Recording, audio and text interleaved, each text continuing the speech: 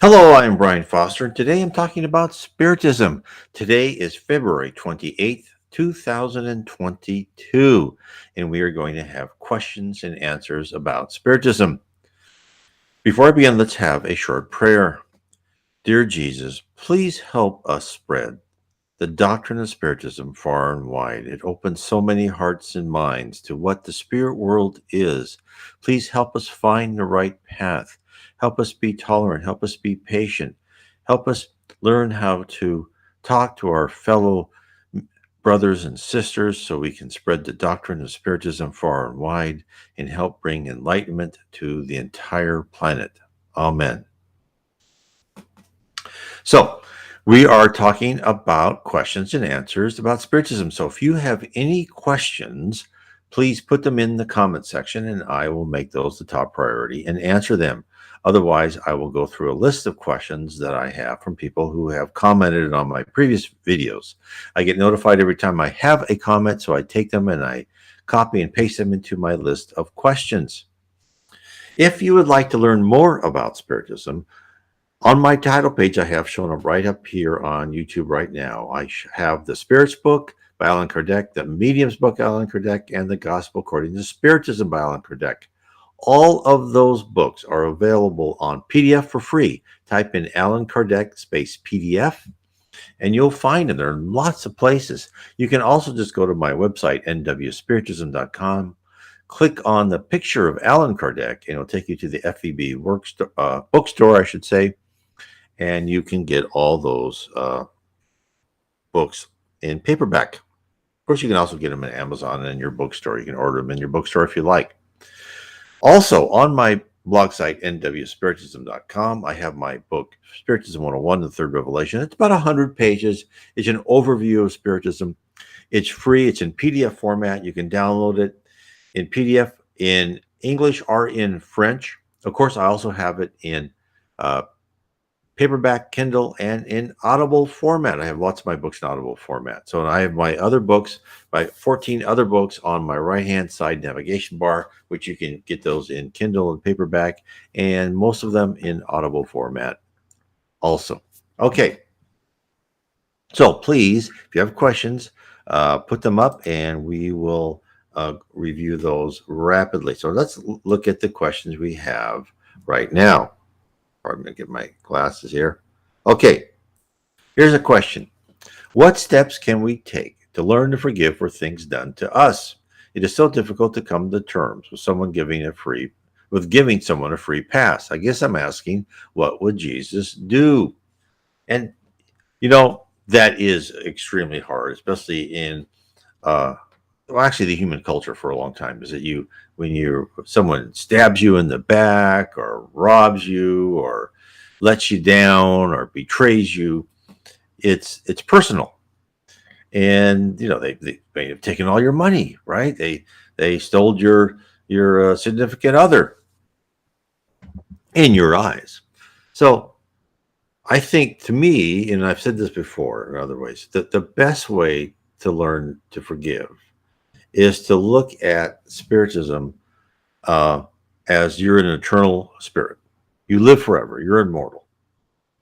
And so as that you are immortal, so let's look at yourself first. You know that you've done wrong in the past, and hopefully every life you improve a little bit. And so therefore, it's a long process of being a better person. Now, when you look at other people, you also have to see themselves as works in progress. After all, we are on a planet of atonement. What does the planet of atonement mean? It means that we're here because we've got things to fix. We're not perfect. If we were perfect and we didn't do harm to anybody, we wouldn't be here. So, look at yourself and others as long works in progress, life over life. Now, think of your own life and think of the things that you've done to others, and know that there is no effect without a cause. There's no action that doesn't pertain a reaction that comes back at you. Hence, what happens is that when you've done something wrong, right? When you've done something wrong, that will happen to you. So when someone does something to you, it's usually, almost always, sometimes maybe just part of experience, but I would say 99.99% of the time, you've done something the same or similar or worse to someone else. Therefore, when someone does something bad to you, then you just have to look at them as an actor in a play or a movie that has a part to play, and they were picked to do that part. Now, it doesn't mean that they're still not, in your eyes, a bad person, or they're a person who's given into uh, bad thoughts and negative thoughts and criminal thoughts, right? But don't worry about them. You do not have to punish them. Exactly what happened to you, well, not exactly, but similar to what happened to you, will happen to them. They will learn the lesson that you had to learn. The spirit world, under the leadership of Jesus Christ, will handle the training of everybody. It's like you're in elementary school, and then you think, "Oh, I'm going to teach all the students how to do math." No, no, that's the teacher's job. You can help. Nothing wrong in help. Nothing wrong in giving advice, but it's not your responsibility. Just as it is not your responsibility to get revenge. Revenge is a waste of time. Because if you do revenge and do something bad to that person, what happens? Well, then you have something else to pay for in your next life. And that is really what I'm trying to say is you don't want to uh, do more harm, do things that are not good to people, that causes you to have more things to pay for past life. Let's go to what karma and how karma works, just to review this again. So, in your previous life, everything is recorded, every detail. And let's say that you cheated your brother and your sister out of your inheritance. And I've seen many of instances of this. It happens a lot, amazingly, in spiritist literature. And your brother and your sister died, and boy, do they want revenge on you. And they may even obsess you in the life if you're still alive, right? So then in your next life, let's say they don't obsess you, but in your next life, somehow you're cheated of all your money. Well, so your previous life, everything was recorded every detail. In your current life, results from your previous life determine the plan, trials, and tribulations of your current life. So what happened to you? And they could have been the reincarnation of your brother and sister. I doubt it, though. If they did something bad to you, usually not. But what happens is, what I've read is that if, let's say, you stole money from your brother or sister or both, they may be reborn as your kids or your grandkids, so they'll inherit the wealth. It's nothing's lost. Everything's come back. So if someone does something bad to you, who knows? You could be reincarnated at a later date and get everything back. So you never know how these things happen. So your current life, that's why you don't want to get revenge in your current life, because then that's going to cause you in your next life, because everything's recorded in detail, that someone is going to have to do the same thing that you did to someone else. So it's time to cut the cord, right? Don't repeat. Don't repeat, one wrong, two wrongs don't make a right, and try and do better. Now, it doesn't mean if someone does something bad to you, like steals your car, you should go to that person and say, "Hey, thanks for stealing my car." No, you should find that person, tell the police, and that person should be in jail. But don't waste your time hating that person. "Oh, I hate that person." They say, "Oh, that person stole my car. They trashed my car. What did I do?" But at least that person's in jail. They won't do it to somebody else. That's fine to think that way, but don't waste your emotion and time wishing horribleness to that person. They'll get what they need, and it's sad, but yes, they will get what they just deserve, which is not easy sometimes. Okay, now. Next question. Is there a universe where the TV shows that Oh, let me answer this question first. What's it like to attend a Spiritist center? So, I've been in Spiritist centers in the United States and in Brazil. And this is your typical process, your typical procedure. You go in the Spiritist center, you sit down, and what they'll do is they'll have a talk by someone who's going to talk about some subject on Spiritism. It may be someone like me talking about reincarnation or heaven. So what they'll do is they'll begin with a prayer, then they'll read a couple passages from, let's say, the Spirits book or one of the other Spirits book, like Chico Xavier's book. And then the guy will give a talk for a half hour to 45 minutes to maybe an hour. Then they'll have an ending prayer. Now, and usually when I've been in the Spiritist centers, I feel the presence of spirits. Now, I'm not a medium or like that, but I can feel like in the tingling in my arms. I don't know how other people feel it, but I feel like tingling in my arms. I can feel the presence of spirit. So I feel that energy when you're in a spirit center.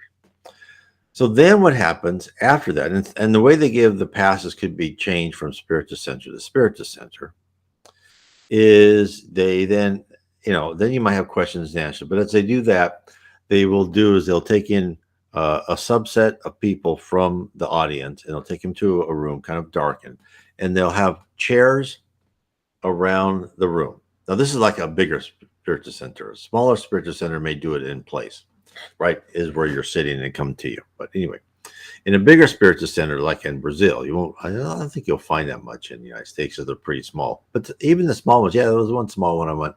They took you to each individual to a separate room. They take you to a room, and then you go into the room, and you will go sit in a chair, and then there's one medium per chair, and that medium you'll sit in the chair, and you'll like put your hands on your knees, on your legs, and that person will stand in front of you, and they won't touch you, but they'll give you passes, and you close your eyes, and actually I can feel the energy coming through me. And because what happens is that medium will give you passes. Behind that medium is a spirit. And that spirit will use that medium to fashion universal fluid that will be customized to your harmony and vibration. And that will help repair certain centers, help restore your harmony, and take away some stress centers, right? Maybe spots in your heart or liver or something like that. Try and help you. Now, I do know one medium that he said he can see spirits. And he said what happens is, as you enter that room, there's a spirit attached to you right immediately, and they'll take you to the chair they want you to take you to, because they know what medium will fit you best for them transferring universal fluid to what you have, right? So it's like they'll inspire you to go, oh, sit in that second chair from the right. Of course, me being who I am, the next time I said, okay, then I just switched chairs just to see what happened. They probably laughed at me, because they probably had inspired me to do that from the very beginning. But he says it's interesting, because it looks like, because the spirits work at such a higher tempo, they look like robots. They kind of move around and move like this, and because it's we're so slow to them. So anyway, so the spirit's mind will give you that. Then when you're done with that, you leave the room, and then they'll have like little cups of water. Then you drink the magnetized water, because as they're giving passes, the spirits will magnetize water. Now, the same thing can be done at home. If you have a gospel at home session, what we do, we are all around the table, and again, the important thing is to do that at the same time, like one day a week, right? Like Thursdays at 7:00, let's say. That way the spirits know you're going to have a gospel at home. A spirit will come. They will be there. They'll magnetize water. So what we do is we'll sit around the table. We will say a prayer. We will read a little bit about Spiritism. Then we'll discuss it and talk about what it means. Like one of the games we had when the kids were smaller, I don't know about game, but it was a good discussion. Is we would ask a question from the spirits book and say, okay, but not show what the answer is. Say, okay, what would you say is the answer? And it would be really good discussion to go through that. Or we would read different passages. Then, of course, at this table, we would put a pitcher of water in the middle. So we have our own individual water bottles and put them beside us. And then when it was over, we would pray, right? It's only a half hour. And then you can drink the water. You can use a pitcher of water to drink right then, or you can drink your bottled water as you want through the week till the next meeting. So that is what it's like as a spiritual center. There are no priests. There are no someone telling you, and you come and go as you want. Some spiritual center will ask for like monthly donations so they can give money to the poor. They can upkeep their spiritual center and things like that. But it's a very there's no donations right there. If you come regularly, they say, can you give us a monthly donation? For some spiritual centers, which is a nice thing to do. And they'll have books. A lot of times they'll try to sell spiritist books in another room, and depending on the size. A smaller spiritual center may do passes and just say, if there's only 8 or 10 of you, they'll just say, just sit there, then a medium will come by you and give you passes. So that's what it's like to attend a spiritual center. That's why, for people who are interested,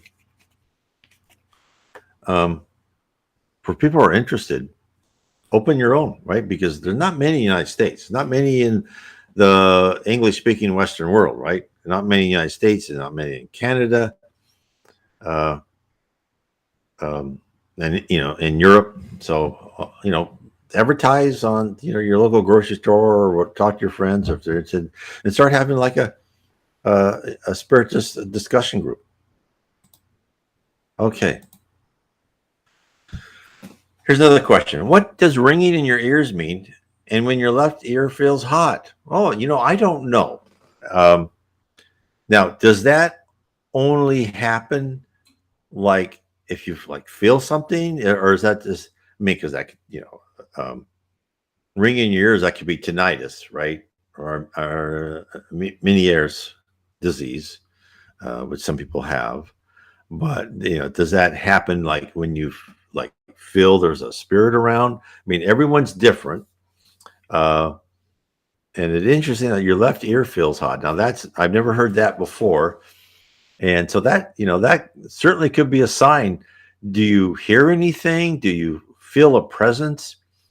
I would say, if you're interested in pursuing it further, I would definitely read the Book of Mediums by Allan Kardec. You can get that in PDF, as I said before. It's also a book by Francisco C. Xavier. His nickname is Chico, so I call him Chico Xavier. That's what everyone called him. And it's in the realms of mediumship. And you can find it again. You go to the picture of Allan Kardec.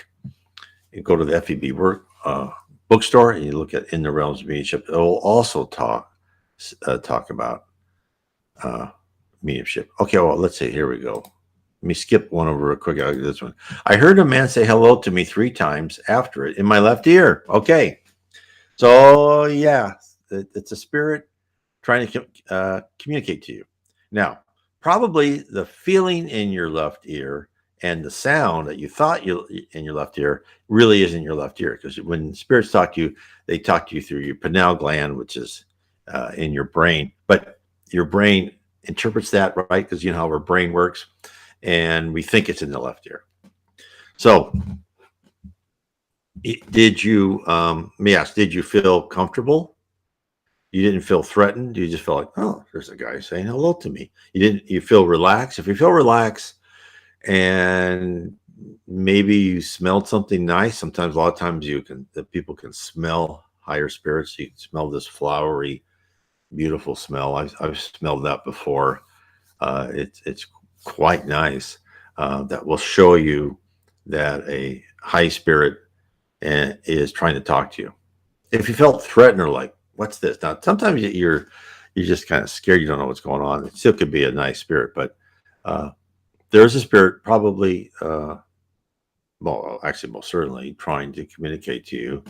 And I know a lot of people when that happens, it's like they're so shocked.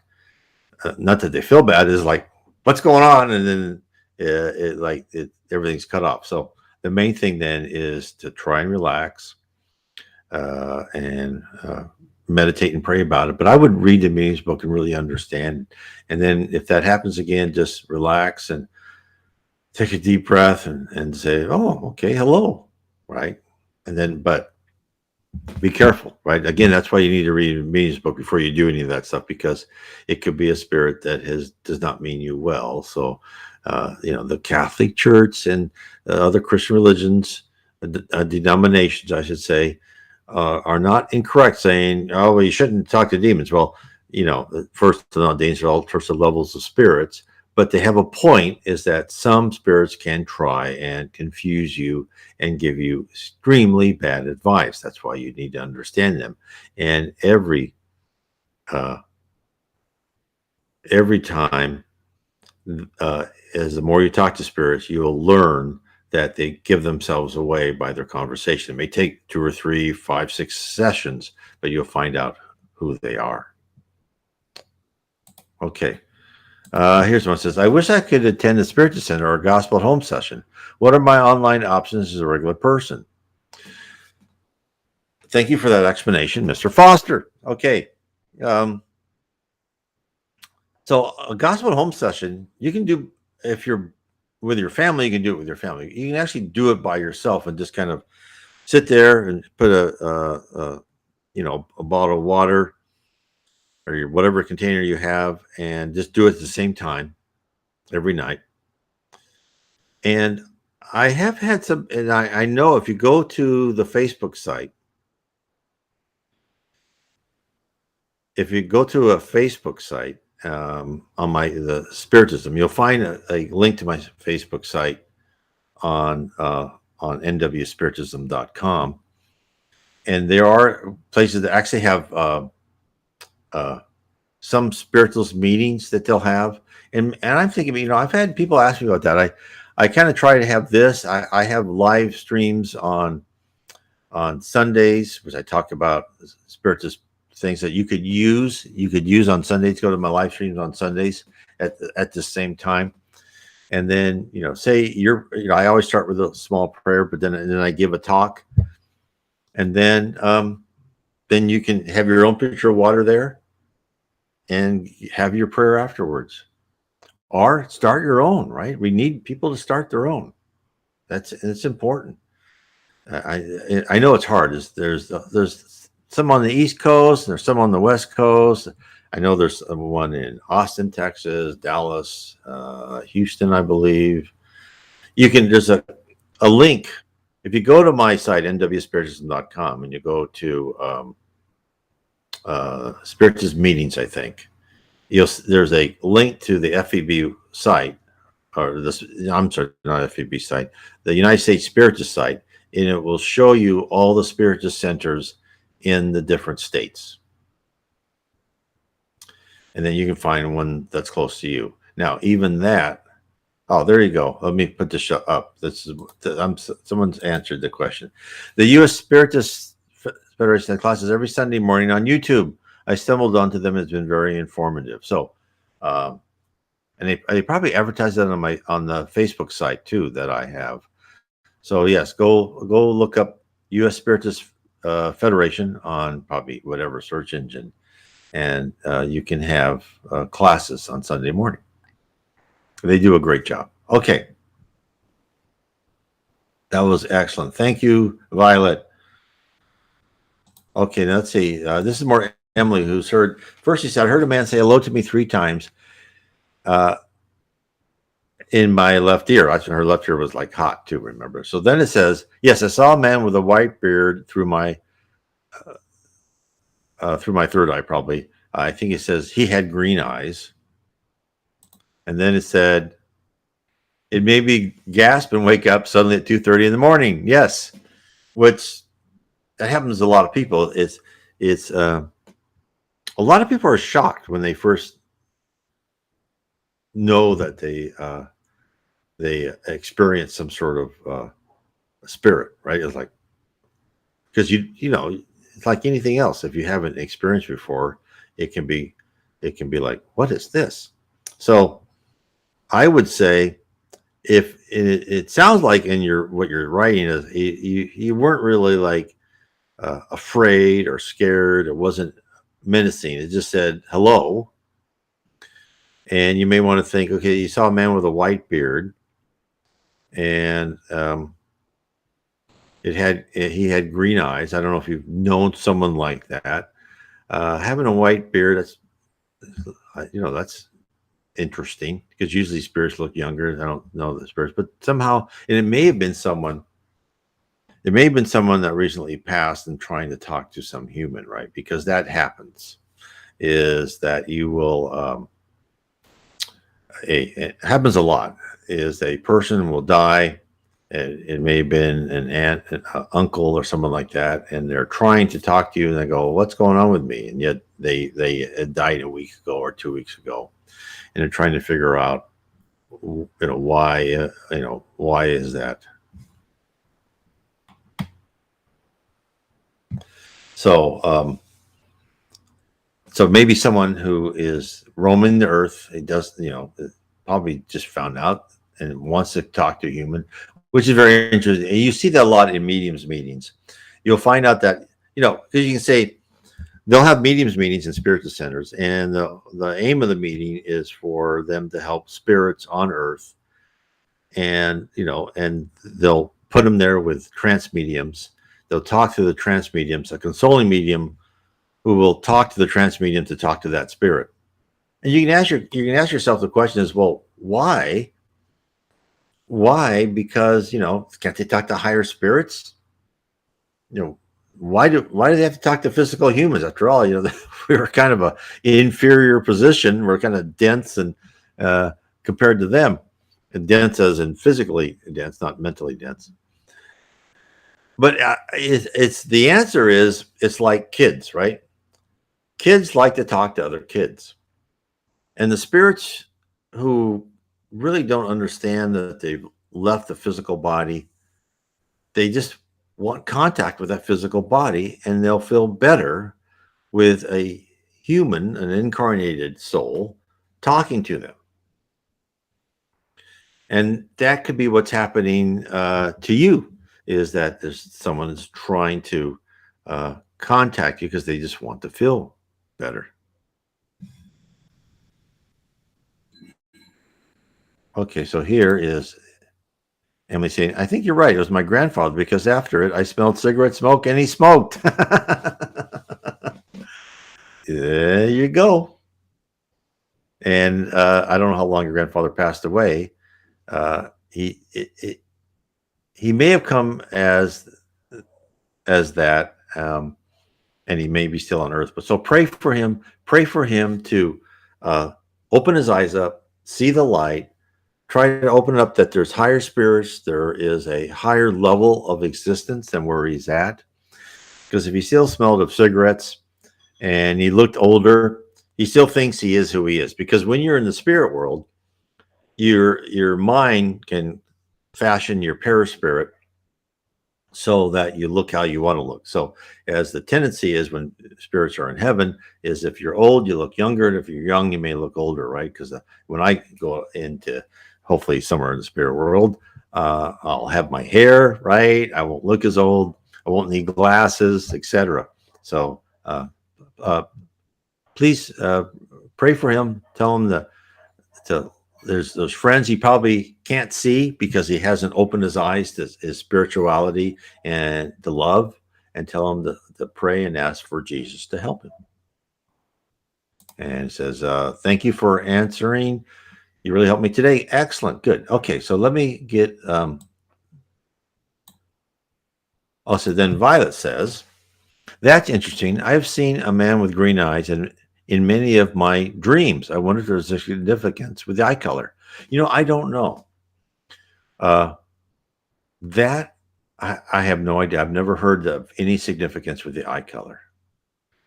And green eyes aren't usual, right? I mean, they're not like everywhere. So, yeah. So if anybody knows the significance of an eye color, please let us know, because uh, I do not know that. It says, I don't recognize him, but I can see his big green eye. So it's someone interesting. Okay. Uh, okay. So then, and then QF1 Love says, thanks, Violet, for that was the information from about the Spiritism Center. Okay. Good. If you have more, please let me know, and I'll answer the next question that's written down. Again, before I go on, please start your own Spiritism Centers. And on your Spiritism Centers, let me bring this up real quick. Email me or just go to my site, download Spiritism 101 on PDF, and give it to your friends and review it. I mean, it's free. Kindle's 99 cents. So use that, and then the Spirits book will, at the FEB, it's not that expensive. I think it's more expensive. They definitely discount the price for people who are interested in Spiritism on the FEB worksite. Now, again, if you have, you can buy it at Amazon or other places. I think it's a little bit more expensive, but again, it's on PDF. So please exercise that option and, get people interested. Okay, let's go to the next question. So here's the next question. So is there a universe where TV shows that we see on TV is reality, like the fantasy show Supernatural? Now, I haven't seen that show, but can we plan a reincarnation in such a reality? And at first I thought, well, I don't know about that. Then I thought to myself, well, that's a darn good question, because when you think about the number of planets that are inhabited just in our galaxy, so I don't know, 100 million, 200 million, I don't know. I should look this up. And then you think the number of galaxies, which again are probably hundreds of millions. And then you think of the different planes, right? Because there's planets in our solar system we can't see, but they're there. And so the options for the different societies and civilizations on these different planets just must be spectacular, right? You want to live in the time of the Roman Empire? Well, we got one for you. Your plumbing might not be as good. So there's things you're going to have to sacrifice. You want to, live in in the 1850s London? We got one for you. You want to live in where, something like, I don't know what Supernatural is. It sounds like maybe there's spirits and, all sorts of different levels and so forth like that. Well, there probably are planets like that where there's more awareness of the spirit world and people interact. I know that as we become a planet of regeneration and higher, people will react and interact, I should say, more with the spirit world. So I would say that yes, there, you can plan. In fact, this is one of the great things about Spiritism is, as you get older, you're thinking, well, my dreams, I'm not in a position to go for my dream anymore. I passed up that dream job, or I never became a sculptor, or never became, whatever. I should have done this. And this is what's great, because look, this is just one world, life, in a life of many lifetimes, right? Many incarnations. I really encourage everyone to actively plan their next life, because you're going to remember that plan. You're going to remember it. It's going to be possible. So I'm actually talking about question 48 right now. The next question is that is something you can do. Before I finish that one, let me get to oops, what did I do? There we go. Sorry about that. Okay, let me get the next question. Okay. It's from Violet. I love how you teach Earth as a simulator. For some reason, it makes so much sense. Also, your explanation of us having senses like apps and a phone, Spiritism just makes sense. And in fact, let me find this real quick because I wanted to bring this up right here, and I thought this was interesting. This was in let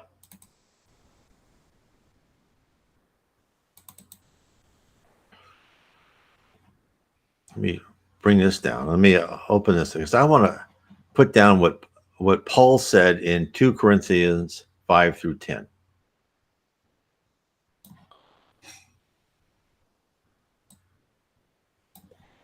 Let me bring this up on the screen.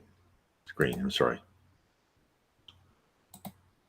Because I saw this because I go through the Bible and I've been commenting on individual chapters and verses in the Bible and explaining them through Spiritism. And I want to go through one more thing of what Paul said. So,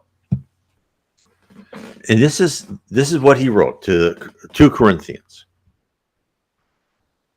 For if we know that if the tent is our earthly home is destroyed, we have a building from God, a house not made with hands, eternal in the heavens. So again, he's telling you exactly what Spiritism tells you, that thought is action. It's not made with hands. You have a house not made with hands. For in this tent we groan, meaning the tent is our earthly home, which means it's not the most pleasant experience, right? Longing to put on our heavenly dwelling. If indeed by putting on we may not be found naked. For while we are still in this tent, we groan, being burdened. Not that we would be unclothed, but that we would be further clothed. So that is what mortal may be swallowed up by life. So he's telling you about the paraspirit, which is this is just so exciting. Let me bring up this. Hide this for a second. So we'd be further clothed. So we are a spirit. We have a paraspirit, which is our representation of our form in the spirit world of how we believe we look like, and you can make yourself look like the way you want. You can have green eyes if you want. But then when we're in the physical form, the paraspirit covers our body and is connected to every cell in the physical form. So Paul wrote that we are further clothed. This is what was so exciting when I read this this passage, because he's telling us, and it goes, so we'd be further clothed, so that what is mortal may be swallowed up by life, meaning that you're further clothed and you're put into the simulator, right? You're put into this, okay, now you're on Earth.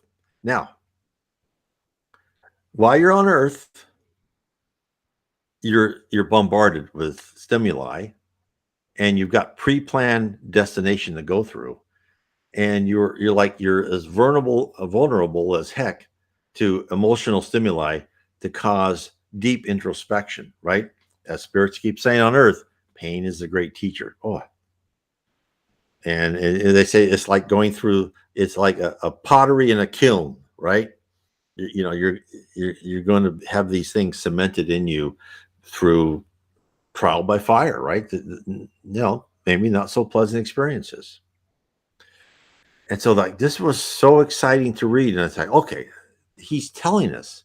He must have been inspired to read this, because this is exactly what is what Spiritism tells us. And so this is, you're swallowed up by life. It's like you're a horse with blinders on. You used to be able to see everything. When you're a spirit, your senses are more acute, right? As I said before, you see more colors, you hear more things. Your mind works like clockwork. I mean, bam, it's fast. And you can query any memory you have. You can look at your past lives if you were permitted to do so. So this is pretty exciting. So then he says, so we are always of good courage. We know that while we are at home in the body, we are away from the Lord. right? Because we're not as into the heaven. For we walk by faith, not by sight.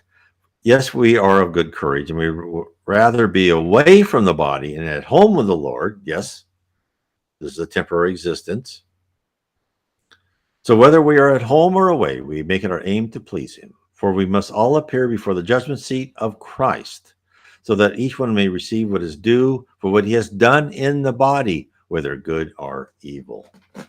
So again, this is not only talked about by Spiritism, but also by other religions too, as far as like even the ancient religions, like weighing, right, the good and bad you've done. And what happens is when you die and you pass over at some time, you'll have a discussion of what you've learned and what you haven't learned, and then at some time, and it's very nice, right? From the reports I've read in spiritualist literature and in near-death experiences, people say, they never made me feel bad or like I was stupid. It was always like the nicest people around and saying, let's go through this, right? In fact, one guy said on his near-death experience, he was going through his life. He goes, no, stop. I want to see what I did, understand what I did wrong here. And go, don't worry about that. That's just par for the course. It's like he was, and as usual, you're your own harsh judge, right? They would say, look, it's not that important. And so this guy who wrote me about his near-death experience said, I learned that everything is as important as it is unimportant. Which, you think about it, it doesn't make sense for a period of time. But when you think about what he said, it's very wise. Because let's take an example. You have a chemistry test in high school. You failed it. Oh, that was the most important thing that happened to you in your life at that moment. You feel horrible. You failed that chemistry test. It hurt your GPA, all that stuff. But in the long run, it was unimportant. It's just one more little trial, one more little learning experience that you had because you're immortal and it goes on forever. And that's how you need to look at your life. And again, and this is what Paul said. He says, you appear in the judgment seat. And of course, when people read that and they read it literally, it's like, I'm going to be judged. Well, in actuality, you're judging yourself and you're being told by others that don't judge yourself too harshly. Now, there's great dialogue and great writings done by Emanuel Swedenborg, where he was there when like a criminal was talking about his afterlife, right? And they go, well, I didn't do anything. They go, well, look at this. And they, as they record everything. And they gave him exactly, okay, this is what you're thinking. This is what this person was thinking. This is what you did. And they said, so the opposite is true too. If you're a criminal and yet in your own mind, which many criminals do, they think they behaved wonderful and they're like the most excellent person on earth, when in fact they did many wrongs. They will tell you, hey, this is what you've done wrong. Please think about that. And and then they'll be in the lower zone. Some people never. They'll just be in the lower zone and they'll learn it themselves. But it seems like some people had the benefit of having a life review.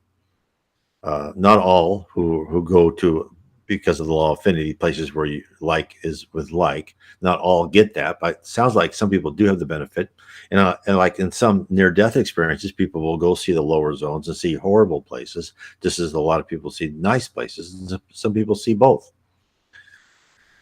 So again,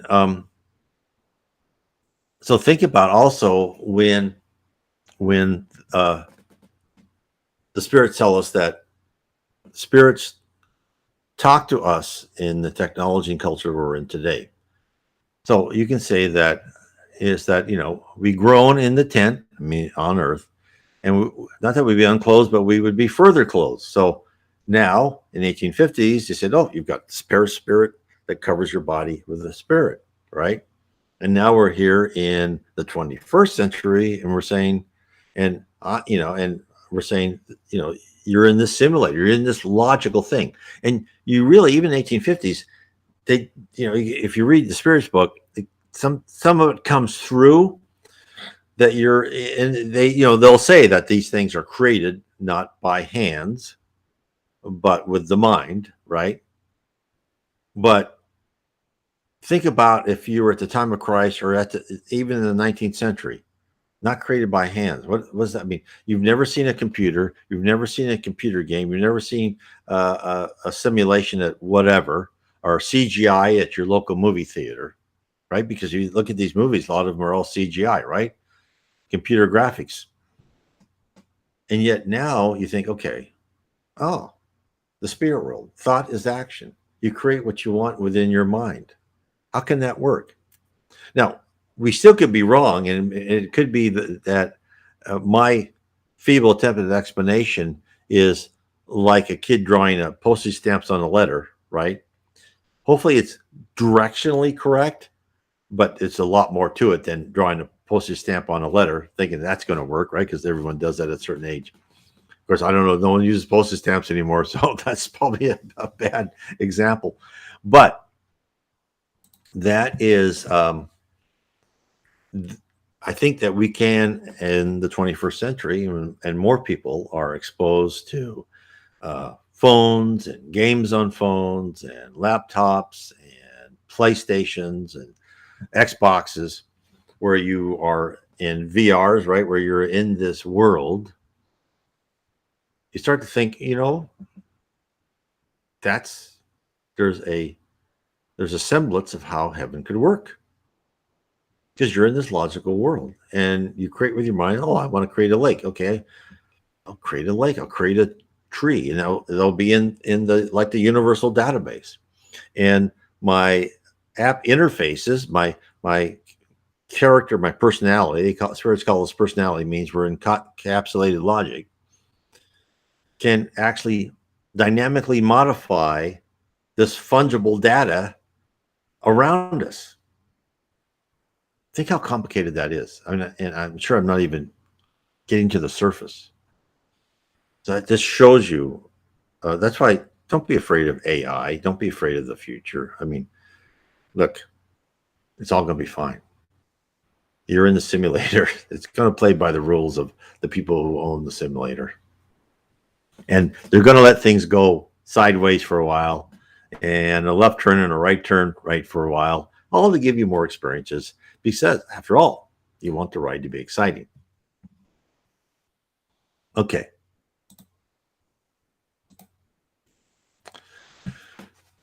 The next question. So how do we handle an abusive partner? So there's nothing in Spiritism says that you have to put up with abuse. Now, you can certainly try and communicate and explain to that person in as calm and rational manner as you are able to, that I do not appreciate that abuse, and that please, let's learn how to communicate with each other. There's nothing saying that you have to stay with that partner. Remember, in the Spirits book, and spirits tell us even now, right, in writings from spirits as mediums, that no one says that you have to be married forever or be with that person forever. You should give it a good try. You should try to help that person grow. Some people usually, are that way because they've had a very horrible childhood, and they've learned that. But you don't have to put up with it. You can try to leave as nice as possible. I've talked to many people who've had a partner, men and women, who, try to, get what they can in a divorce and take what they can. And I just say, look, you know what? All this material is transitory. Be nice no matter what. Just make a deal, whatever you can. Don't worry about material things. You're learning a lesson, and they'll think they've taken advantage of you. So what? That's something they'll learn in later life or in their next life what they did wrong, and their conscience will stay with them and show them what they did wrong, and they will feel terrible about it. But it's like It's like what was explained in when Andre Luis went to the center, and they're talking about the difference between anger and indignation. When you're angry, you let out all this primitive emotion, right? And the primitive emotion doesn't do anything good. There's just anger all around. And then one of the people in the class, this was in the spirit world, said, "Well, how do you get things done? You know, you got to like force, something happening. You won't get anything done on earth if you're always, oh, no problem." And they go, "Well, use indignation and focus your will." And indignation is you don't lose your calm. You say, "Look, this is how it's going to be," and use your voice, but be calm. Say, "No, I'm not going to put up with that. This is what I want from you. And it's not negotiable. We can work on it together, but this is something that's going to have to be done." You can do that with people working for you or in a relationship, whatever. Don't get angry. And it's easy, especially in a relationship, right? Because that person you love, when they do something bad to you, it evokes an emotional response, and you can't control yourself. And the trick is to start training yourself to look at it from the 10,000 point of view and think of it like, okay, this person's exhibiting a behavior I don't appreciate. That behavior has to change. And say, look, the behavior has to change. And here's another from Kendra. "Yes, thank you. I love him, but he is cruel when he gets triggered." Yeah, so that is an anger issue, and that's learned behavior. And it's going to take a while to, of not to learn that behavior, but it certainly can be done. You can get help for that, or you can help them yourself. But yeah, you don't have to put up with it. And it's good that you love me. It's good you're helping them, and it may be one of the trials for you is that you're trying to help this person get over those things. But you don't have to stick it out forever. You don't have to stick it out where you're being harmed. No one's asking you to do that, right? Because your safety is first, right? So I want to make sure that you know that. Okay, let's go back up here. Oh, can I create a reincarnation plan for myself, and will it be possible to remember it when I die? And the answer is absolutely yes. You will remember it when you die. You are who you were when you pass over. So if the last thing you were thinking of, and you thought, "Oh, this will be my reincarnation plan," and then all of a sudden, you've got you're an aneurysm or whatever, and you're dead, meaning that you're now in a better place. Remember, Leon Denis said, "Hey, dying's a lot easier than being born. It's pretty traumatic being born, but when you die, you're usually in a good. If you're a good person, you're in a good place. So you will have all your memories. Your character will remain the same. If you were, it's not like in, like in a lot of religions where, or in mythology, or what people think is that when you die, you become this angel with wings, and you play the harp and you meditate on clouds. No, you go into heaven.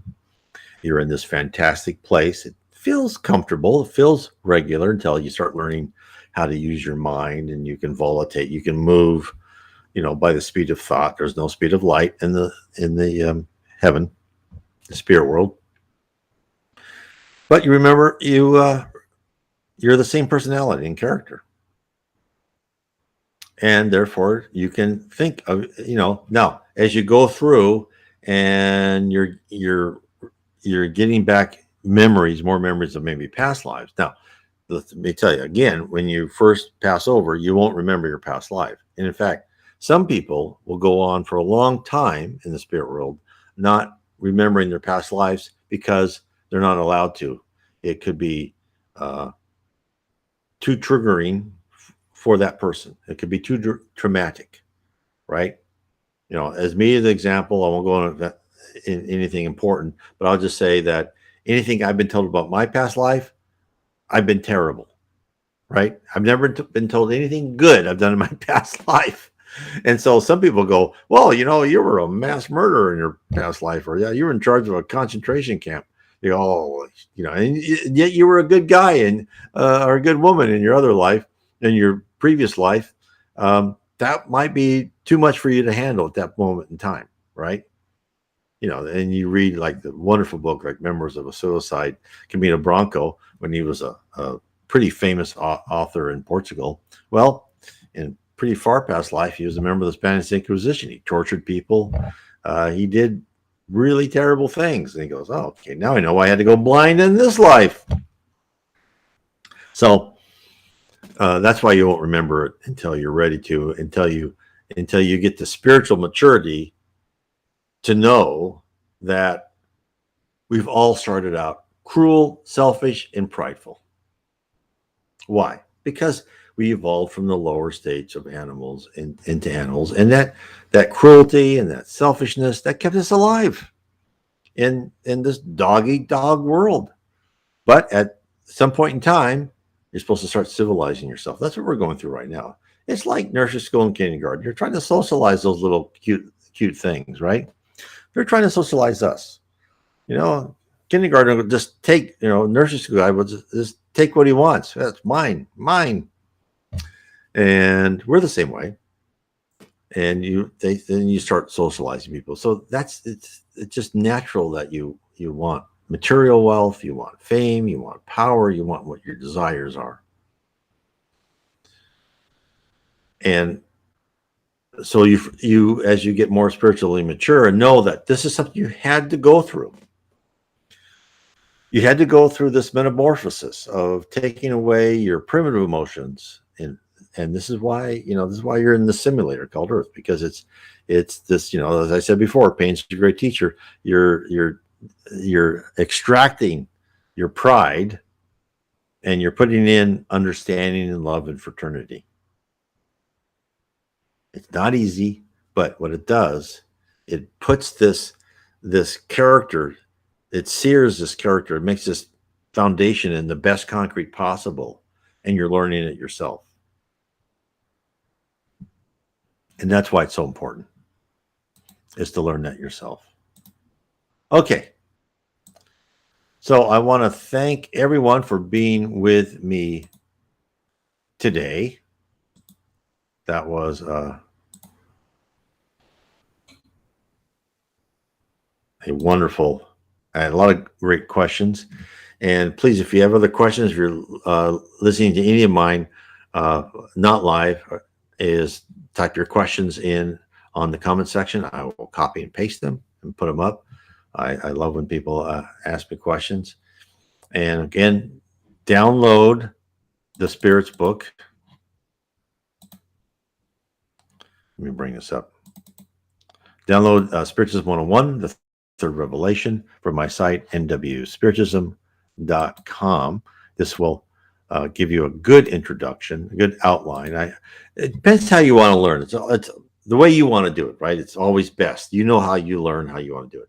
I think that for many people, you read Spiritism 101, you get a good idea of it, then read the Spirits book. That's the headwaters. That's the book codified by Allan Kardec in results of the Spirit of Truth organizing these spirits, talking to different mediums, answering his 1,019 questions.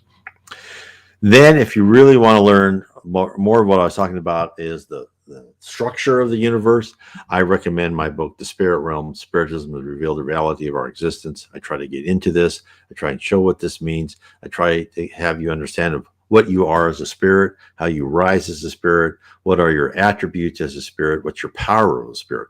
Because once you learn the power of a spirit, then you understand why you have to go through this boot camp on Earth.